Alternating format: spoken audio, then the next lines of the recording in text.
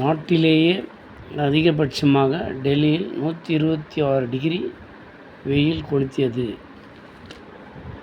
மக்கள் கடும் அவதின்றாங்க.